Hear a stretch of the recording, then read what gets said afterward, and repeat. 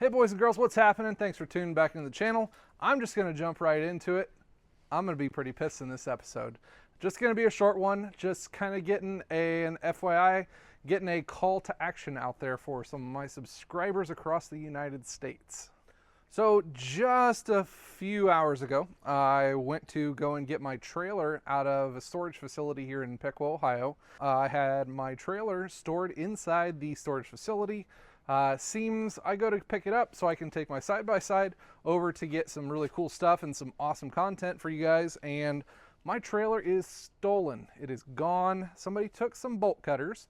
They decided they were going to cut the bolt. I had a pin lock all the way through it. Also had a lock inside of the ball, inside of the receiver, so they couldn't get into the receiver.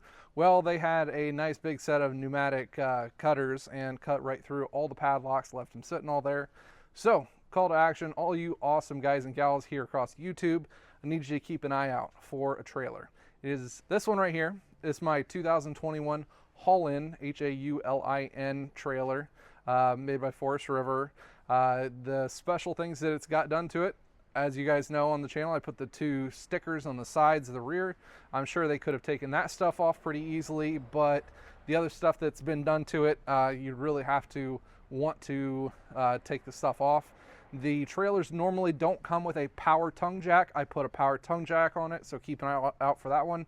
And as you guys know on the channel, I did a custom slate gray roll-on Raptor bedliner flooring inside of it. So got a custom Raptor bedline floor inside of it, white vinyl on the inside walls of it, 20-foot enclosed black trailer. And if they were dumb enough to leave the tag on it, it is SYL4405.